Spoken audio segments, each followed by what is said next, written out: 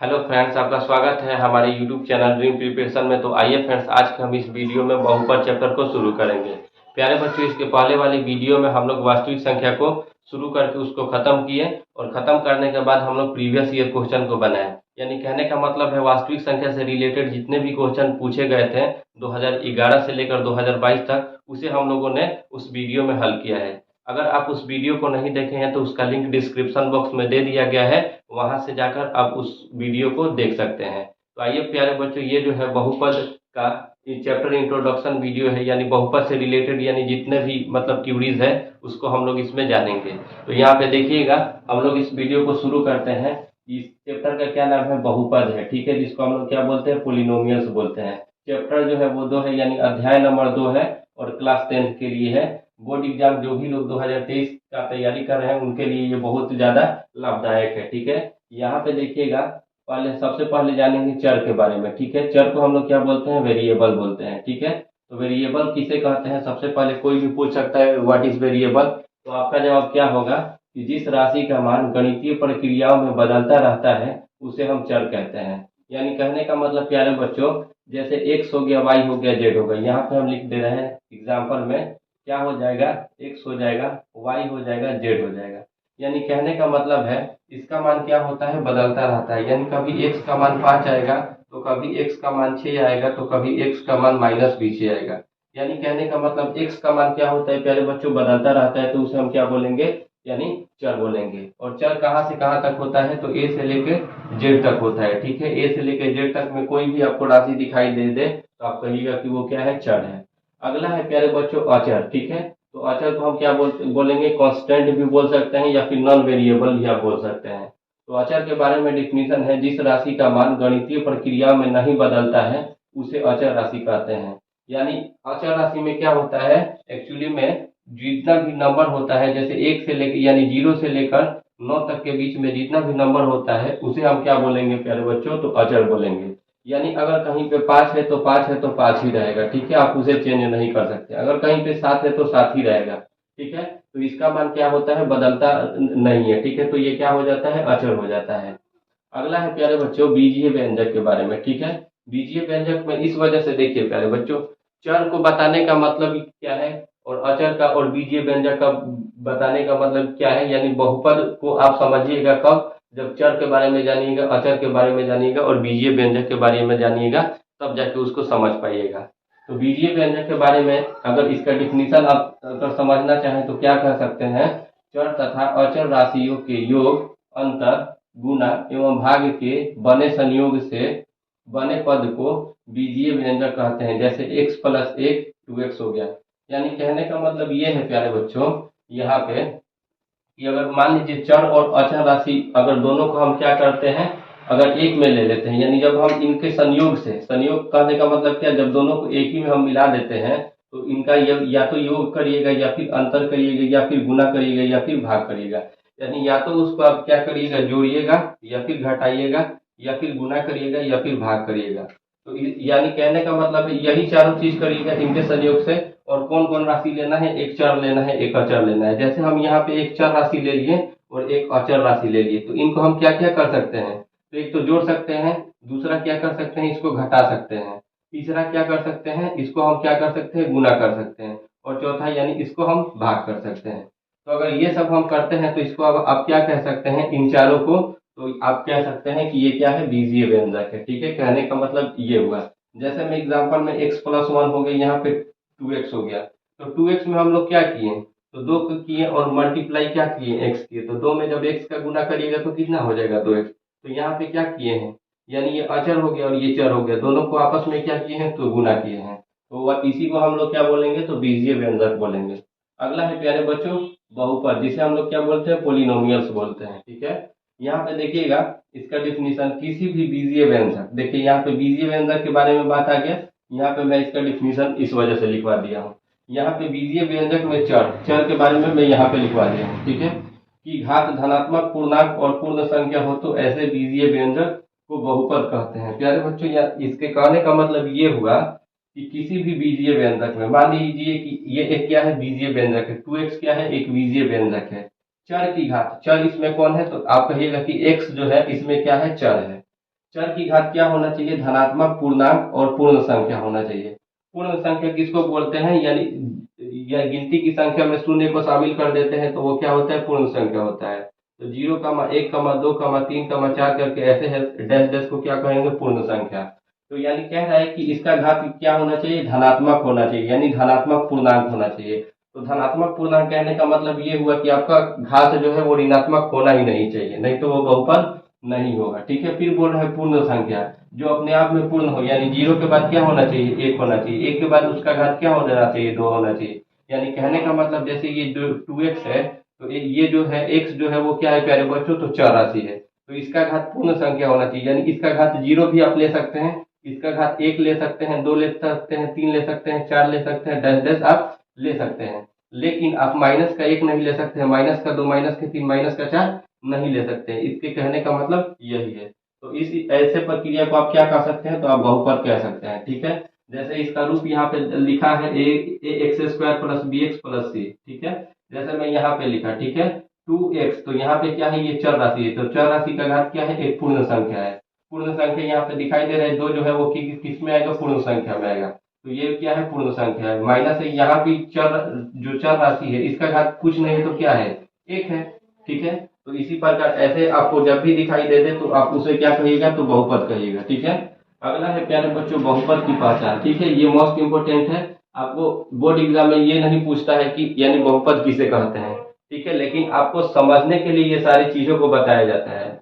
फिर यहाँ पे जो है ये वाला बहुत मोस्ट इंपोर्टेंट है, आपको यानी कोई भी क्वेश्चन दे देता है और बोलता है कि निम्नलिखित में पहचाने की कौन बहुपद है और कौन बहुपद नहीं है, तो इसे आपको समझना बेहद ही जरूरी है। तो बहुपद की पहचान का तरीका क्या है, बहुपद का घात ऋणात्मक नहीं होता है। यानी अगर बहुपद का घात आपको जब भी ऋणात्मक दिखाई दे दे, जैसे मान लीजिए मैं एक ये बहुपद लिखा, इसका घात क्या नहीं होना चाहिए, ऋणात्मक। जैसे मैं लिखा 2x का पावर -1, तो ये हमारा बहुपद नहीं होगा। ठीक है, यानी उसका घात जो है वो क्या होना चाहिए, ऋणात्मक नहीं होना चाहिए। अगला है 2 नंबर, बहुपद का घात भिन्न में नहीं होना चाहिए। जैसे मान लीजिए ये 2x हम लिखे, ठीक है 2x क्या है प्यारे बच्चों, बहुपद है, लेकिन अब इसका क्या बोल रहा है, इसका घात जो है वो क्या होना चाहिए, भिन्न। भिन्न कहने का मतलब बटा में नहीं होना चाहिए, भिन्न कहने का मतलब फ्रैक्शन, फ्रैक्शन कहने का मतलब जैसे 1/2 जो है वो क्या है, एक भिन्न है।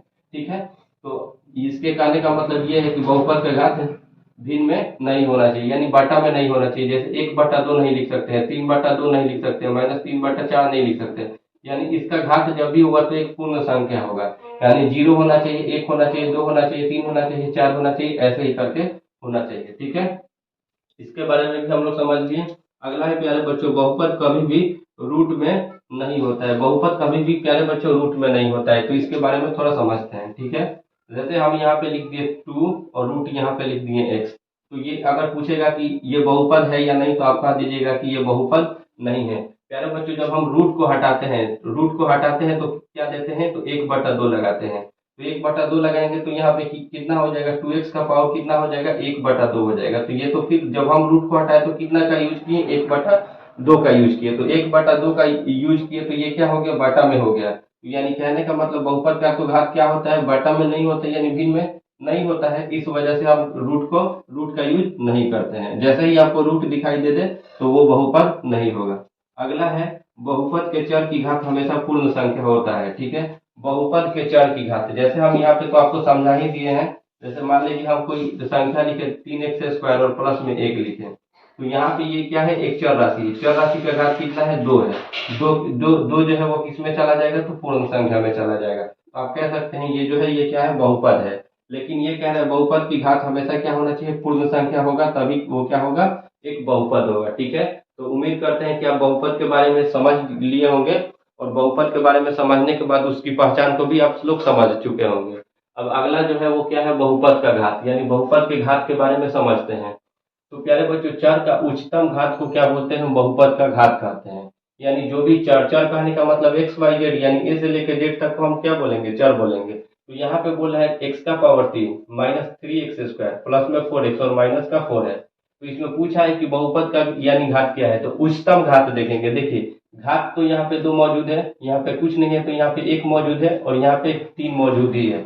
लेकिन इसका सबसे हाईएस्ट वाला देखेंगे, यानी सबसे बड़ा इसमें कौन है पावर, तो कहिएगा कि 3 बड़ा है 2 छोटा है और ये जो है एक भी छोटा है, तो इसका जो घात होगा वो क्या हो जाएगा, बहुपद का घात कितना हो जाएगा, तो 3 हो जाएगा। ठीक है, यानी जो जो सबसे बड़ा घात होता है उसी को हम क्या मान लेते हैं, बहुपद की घात मान लेते हैं। ठीक है, अगला है बहुपद का मानक रूप। ठीक है, इसे आप स्टैंडर्ड पूछता है, परीक्षा में भी पूछता है, यानी अलग अलग करके दे देगा और पूछेगा कि बहुपद को मानक रूप में सजाइए या फिर उसको स्टैंडर्ड फॉर्म में सजाना होगा। ठीक है, तो कैसे सजाइएगा। ठीक है, तो यहाँ पे देखिए, यदि x का घात या तो आरोही आरोही क्रम कहने का मतलब बढ़ते क्रम, या अवरोही यानी घटते क्रम में हो तो इसे बहुपद का मानक रूप में कहा जाता है। जैसे 7x का पावर 4, देखिए यहाँ पे पावर 4 है, पावर 4 के बाद पावर यहाँ पे 3 आया, यहाँ पे पावर 4 है, पावर 4 के बाद पावर 3 आया और कुछ नहीं है तो पावर 1 है, उसके बाद क्या है, नंबर है। तो इस प्रकार आपको क्या दे देगा, यानी इसे तो यानी क्या किया है, आरोही क्रम में इसको सजाया है, लेकिन इसको क्या कर देगा, यानी आरोही अवरोही क्रम में ना सजा करके आपको यानी अलग अलग इसको तोड़ के दे देगा। जैसे इसको दे देगा पहले 5 दे देगा, फिर प्लस में 4x दे देगा, फिर प्लस में 7x का पावर 4 दे देगा, फिर माइनस 3x का पावर 3 कर देगा और इससे बोलेगा आपको प्रश्न में कि आप इसको मानक रूप में सजाइए। ठीक है, तो आप किस प्रकार इसको सजाइएगा। अगला है प्यारे बच्चों बहुपद का प्रकार। ठीक है, इससे भी क्वेश्चन आपको बनता है ऑब्जेक्टिव, यानी बहुपद का जो प्रकार होता है इसको 2 भागों में बांटा गया है। ठीक है, एक पद के आधार पर और दूसरा घात के आधार पर। ठीक है, तो पद के आधार पर आइए इसको जानते हैं। ठीक है, तो पद के आधार पर पहले एक पदी बहुपद होता है जिसको हम लोग मोनोमियल बोलते हैं। ठीक है, तो एक पदी बहुपद की पहचान हम कैसे करेंगे, तो जिस बहुपद में एक ही पद रहता है उसे हम क्या बोलते हैं, एक पदी बहुपद कहते हैं। जैसे यहाँ पे एक ही पद है, यहाँ से आप देख सकते हैं एक ही पद है, यहाँ भी क्या है, एक पद है, यहाँ भी क्या है, एक पद है, तो आप कह सकते हैं ये क्या है, एक पदी बहुपद है। ठीक है, इसके घात से हमें कोई मतलब नहीं है, इसका घात कुछ भी हो हमें कोई मतलब नहीं है, यानी पद कितना है, 5x जो है वो एक ही में है। 5x जैसे हम 5x लिखे तो 5x तो एक ही में है, तो आप 5x को भी कह सकते हैं, 5x का पावर तो यहाँ पे 4 है, लेकिन 5x भी क्या है, एक प्रकार का एक पदी बहुपद है। ठीक है, 4x भी क्या है, एक पदी बहुपद है, क्योंकि ये दोनों एक में शामिल है। अगला है प्यारे बच्चों द्विपदी बहुपद, जिसको इंग्लिश में बाइनोमियल बोलते हैं। ठीक है, तो द्विपदी बहुपद किसे कहेंगे, तो दो पद वाले बहुपद को द्विपदी बहुपद, दो पद वाले बहुपद द्विपदी बहुपद कहलाते हैं। जैसे यहाँ पे ये एक पद हो गया और ये दूसरा पद हो गया, यहाँ भी ये एक पद हो गया और ये दूसरा पद हो गया, तो इसमें 2 पद अगर शामिल होगा तो वो क्या कहलाया जाएगा, तो यानी द्विपदी बहुपद कहलाएगा, यानी बाइनोमियल कहलाएगा। अगला है प्यारे बच्चों त्रिपदी बहुपद। त्रिपदी बहुपद कहने का मतलब ट्राइनोमियल। ठीक है, यानी 3 पद वाले बहुपद को क्या बोलते हैं, त्रिपदी बहुपद कहते हैं। ठीक है, या फिर 3 पद वाले बहुपद त्रिपदी बहुपद कहलाते हैं, जो भी आपका मन हो उसे आप लिख सकते हैं। जैसे में आप कह सकते हैं यहाँ पे ये एक पद हो गया, 2 पद हो गए, यहाँ पे 3 पद हो गया। ठीक है, यहाँ भी एक पद, 2 पद, 3 पद, तो आप इस प्रकार से आप पहचान सकते हैं कि कौन आपको देता है एग्जाम में इस प्रकार क्वेश्चन कि निम्नलिखित में पहचान करेगी कौन एक पदी बहुपद है, या फिर कौन द्विपदी बहुपद है, या फिर कौन त्रिपदी बहुपद है। ठीक है, तो आपको वहां पे पहचान करना होगा। ठीक है, शून्य बहुपद बहुत ही रेयर केस में पूछता है, ये इंपॉर्टेंट नहीं है, लेकिन आपको आपके पास जानकारी होना चाहिए शून्य बहुपद के बारे में।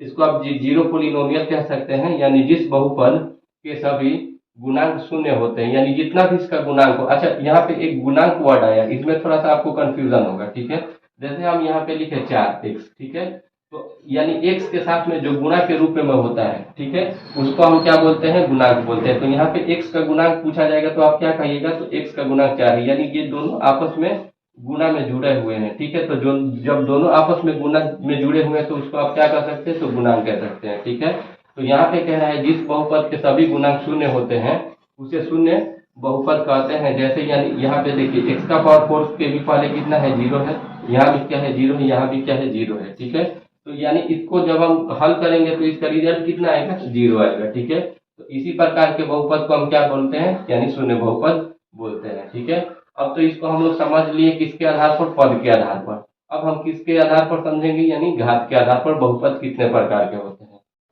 आइए प्यारे बच्चों घात के आधार पर बहुपद के प्रकार को समझते हैं। पद के आधार पे तो हम लोग समझ चुके हैं, अब हम लोग घात के आधार पे समझेंगे। तो यहाँ से देखिएगा लिखा है घात के आधार पर बहुपद के प्रकार। तो घात के आधार पर क्या होता है, एक घाती बहुपद, जिसको आप एक घातीय भी बोल सकते हैं या फिर एक घाती भी बोल सकते हैं। तो एक घाती बहुपद को क्या बोलेंगे इंग्लिश में, लीनियर पोलिनोमियल। ठीक है, यानी एक घात वाला बहुपद एक घातीय बहुपद कहलाता है। जैसे 3x माइनस 1 5x प्लस 2। यहाँ पे देखिए आपको पद नहीं देखना है, ठीक है। ये तो क्या हो गया, ये पद हो गए, यानी इसमें पद की संख्या कितना है 2, इसमें भी पद की संख्या कितना है 2, लेकिन हमें घात देखना है। और घात हम किस में देखते हैं, तो चर राशि में। चर राशि हमारा कितना है 1 से, तो कुछ नहीं है तो इसका घात कितना है 1 है।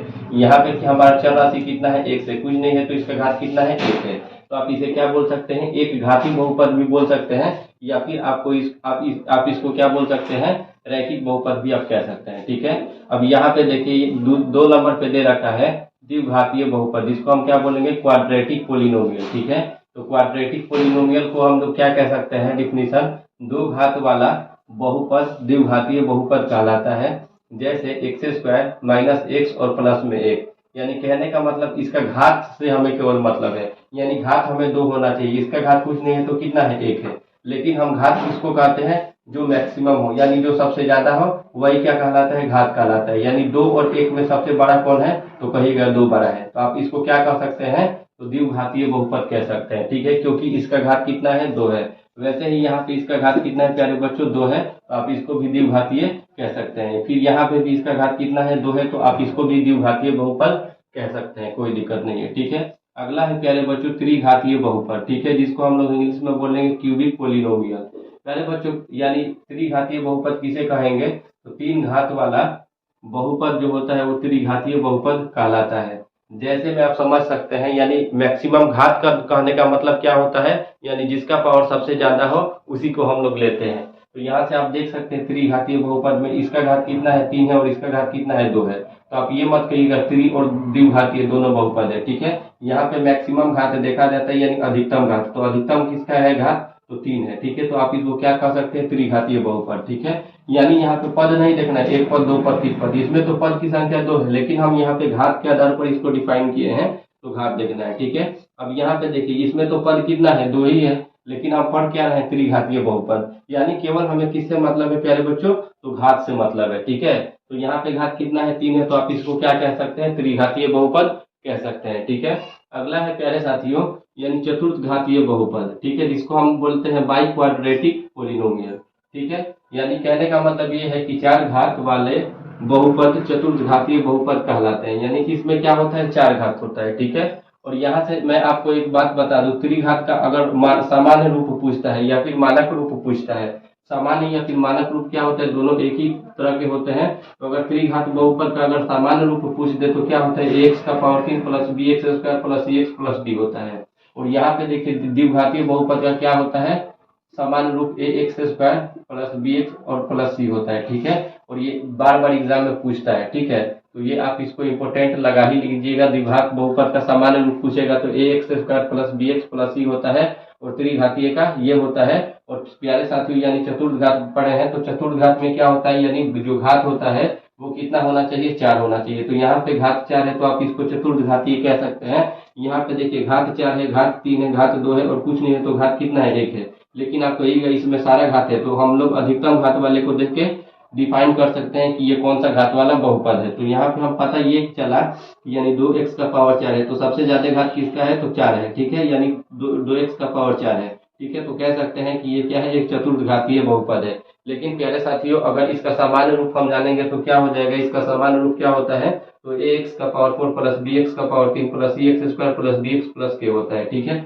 और इस पूरे कंडीशन में a is not equal to 0 होता है, ठीक है। a कभी भी 0 के बराबर नहीं होना चाहिए, ठीक है। यहाँ भी a जो है 0 के बराबर नहीं होना चाहिए, यहाँ भी a 0 के बराबर नहीं होना चाहिए, और प्यारे साथियों यहाँ भी a जो है वो 0 के बराबर नहीं होना चाहिए। अब आइए अगला जो है वो क्वेश्चन आपको किस तरीके से पूछता है उससे रिलेटेड हम जानकारी को यहाँ पे इकट्ठा करके लिखे हैं। यहाँ पे देखिएगा क्या पूछता है कि बहुपद A X square plus B X plus C के शून्याङ्क हो तब, यानी इसका जो है शून्याङ्क पूछता है, ठीक है।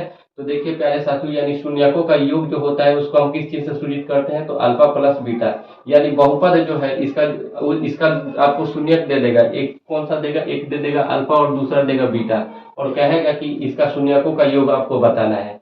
तो शून्यकों का योग को हम किस चीज से करते हैं, तो अल्फा प्लस बीटा से डिनोट करते हैं। तो अल्फा प्लस बीटा बराबर फॉर्मूला क्या होता है, तो माइनस बी बाई ए होता है, ठीक है। और शून्यकों का गुणनफल जो होता है वो क्या होता है, अल्फा इंटू बीटा होता है। अल्फा इंटू बीटा बराबर क्या होता है प्यारे साथियों, तो सी बाई ए होता है, ठीक है। ये जो है ये फार्मूला जो है आपको याद करना ही करना है, ठीक है, क्योंकि ये बार बार रिपीटेड करता है, क्वेश्चन इसी से बनता है। अगला जो है अल्फा बीटा शून्यांक घात वाला एक द्विघात बहुपद होता है। यानी आपको पूछ देगा, यानी दे देगा अल्फा का मान दे देगा, अल्फा का मान दे देगा और बीटा का मान दे देगा, ठीक है, और पूछेगा कि इसको द्विघात बहुपद के रूप में बनाना है, ठीक है। तो आप इसको किस तरीके से आप इसको द्विघात बहुपद के रूप में बनाइएगा, ठीक है। तो यानी कहने का मतलब आप लिख दीजिएगा द्विघात बहुपद, और उसका जो फॉर्मूला होता है वो क्या होता है, x square minus alpha plus beta into x plus alpha into beta होता है, ठीक है, द्विघात बहुपद बनाने के लिए। और क्या आपको दिया रहेगा, अल्फा का मान दिया रहेगा और बीटा का मान दिया रहेगा, या फिर अल्फा प्लस बीटा का भी कभी कभी मान दे देता है और अल्फा इंटू बीटा का भी मान दे देता है, और कहता है आपसे प्रश्न ये कि यानी इसको द्विघात बहुपद के रूप में बनाना है, ठीक है। प्यारे साथियों, अगला जो है नोट में हम आपको मोस्ट इम्पोर्टेंट चीज है, यानी ये वाला फॉर्मूला और ये वाला फॉर्मूला यानी इम्पोर्टेंट है, ठीक है, आपको इसको याद रखना ही रखना है। ये जो है प्रश्नावली 2.2 में इसका पूरा का यूज होना है, ठीक है।